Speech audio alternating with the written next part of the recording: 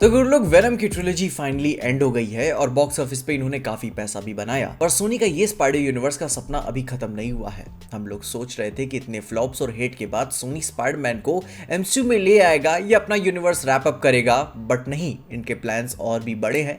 ये यूनिवर्स अब Kraven the Hunter से लेकर सीक्रेट वॉर्स तक खिंचने वाला है और इस पूरी रोमांटिक कहानी का हम विस्तार से ब्रेक डाउन करेंगे, क्योंकि अभी कुछ महीनों में ही इनका नया स्लेट आ जाएगा सोनी के स्पाइडरमैन के नए वाले यूनिवर्स का, जहां फिर हम बात करेंगे कि ये रिश्ता क्या कहलाता है, जिसमें सबसे पहले अभी ये बात आती है कि वेनम 3 और ये कैसे स्पाइडरमैन 4 के एक और पोटेंशियल को जिएंगे एजेंट वेनम वाली मूवी को सेटअप करते हुए। रूमर्स के हिसाब से एडी वेनम का एक फाइनल वाला गुड बाय अभी भी एक और होना बाकी है, बट सोनी के पास एक वेनम हीरो तब भी होना ही चाहिए उनके यूनिवर्स में, क्योंकि वो काम इतना अच्छा करता है। जहां अब लगता है कि फ्लैश थॉम्पसन को एज एजेंट वेनम इंट्रोड्यूस किया जा सकता है अपने इस एसएसयू में, जिसकी स्टोरी कुछ ऐसी है कि फ्लैश थॉम्पसन, जो कि एक हाई स्कूल बुली था, वो मिलिट्री ज्वाइन करता है, इराक वॉर में अपनी दोनों लेग्स को खो देता है, उसके अंदर ट्रॉमा और डार्कनेस भर जाती है, देन इसी बीच सिम्बायोट उसके साथ मर्ज हो जाता है एंड वॉला, वो फ्लैश बन जाता है अपना एजेंट वेनम, एक ऐसा सुपर हीरो जो मिलिट्री ट्रेनिंग के साथ साथ फुल वॉर मशीन जैसी हाइप रखता है।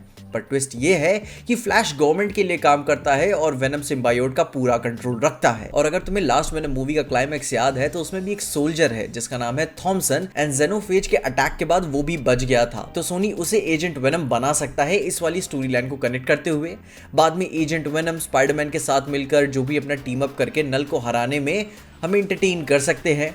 बाकी खैर ये तो सपने सुहाने लड़कपन के हैं। जहां अब अपनी दूसरी तरफ अगर नल की बात में आए तो कोडेक्स डिस्ट्रॉय हो चुका है, लेकिन नल एक मल्टीवर्सल बीइंग है, तो किसी भी यूनिवर्स का कोडेक्स उसे छुड़ा सकता है। कॉमिक्स में एडी ने अपने बच्चे को बचाने के लिए नल को फ्री किया था एंड ये सारी चीजें स्पाइडरमैन 4 में क्लियर होते हुए नजर आ सकती हैं। पर उसके पहले सोनी के स्पाइडर वर्स में और क्या हो रहा है वो देखते हैं। सोनी की पहली R-रेटेड मूवी होने वाली है क्रेवन द हंटर, और क्रेवन के साथ हम राइनो और कमीलियन को भी देखने वाले हैं। उसके लव इंटरेस्ट कैलिप्सो भी स्टोरी में होगी, जो कि उसका फायदा बहुत उठाएगी एंड ये तो तुम्हारे लिए लिटरली मी मोमेंट हो गया होगा, काफी फायदा उठाए हो तुम भी। अब ये क्रेवन द हंटर उनके विलन वर्स का पार्ट है और इनिशियली सोनी ये सब विलन्स को लेकर एक क्रॉसओवर मूवी बनाना चाहता था, लेकिन फ्लॉप्स के बाद अब प्लान गायब सा हो गया है। जहां आगे ये हो सकता है कि ये सोनी में कुछ रिमेनिंग विलन्स को एमसीयू में भेज दे as a final good bye gesture के चलते, मे बी एंड में डूम्सडे में या फिर किसी और डेडिकेटेड कहानी में देखने को मिल जाए, हु नोस, क्या पता। जहां अब सब मिला जुलाकर फाइनल सीन ये है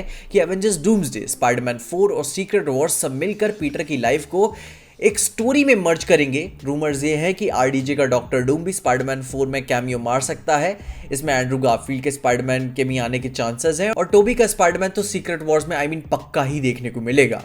अब अगर ये सब ट्रू है तो स्पाइडरमैन 4 मल्टीवर्स सेटिंग में होगी, जहां या तो नल एमसीयू में आ जाएगा और स्पाइडरमैन को एजेंट वेनम और एंड्रू के स्पाइडरमैन की हेल्प चाहिए होगी, या फिर डेडपूल एंड वुल्वरिन के साथ टॉम हॉलैंड अपने स्पाइडरमैन के मल्टीवर्स में ट्रैवल करेगा नल को हराने के लिए। और अगर नल फ्री हो गया तो मल्टीवर्स को तो बहुत ही बड़ा थ्रेट है ही, और उसे मारने की वेपन्स भी काफी लिमिटेड है। कॉमिक्स में एडी ने गॉड ऑफ लाइट के पावर से नल को मारा था एक समय के लिए, और अभी एमसीयू में एबनी ब्लेड है जो इटर्नल्स में दिखाई गई थी, वो नल को मार सकती है ग्राउंड लेवल पे। अब नल का बिगेस्ट दुश्मन कौन है? सेलेस्टियल्स। तो इटर्नल्स की स्टोरी भी यहाँ पे कनेक्ट हो सकती है, मतलब ये कर सकते हैं, बट ये करेंगे ही नहीं क्योंकि दो अलग अलग स्टूडियोज इन्वॉल्व हैं, साथ में काम नहीं कर सकते, समझ ही सकते हो। और अगर ये सब सही तरीके से चला तो स्पाइडरमैन 4 में नल की एंट्री हो सकती है और मूवी मल्टीवर्स के लेवल वाली जो नो वे होम वाली मूवी थी उससे भी बड़ी बन सकती है। ये सोनी का तरीका है अपने यूनिवर्स को इनकर्जन या फिर नल के थ्रू एंड करने का, जो खराब माल था उसको डिस्कार्ड करने का और मेन कैरेक्टर्स के एमसीयू में शिफ्ट करने का। सीक्रेट वॉर्स के बाद सोनी एमसीयू के लिए एक्सक्लूसिव स्पाइडरमैन मूवीज बनाने के लिए और भी तत्पर हो जाएंगे, जैसे स्पाइडरमैन की फर्स्ट ट्रिलॉजी बनी हुई थी।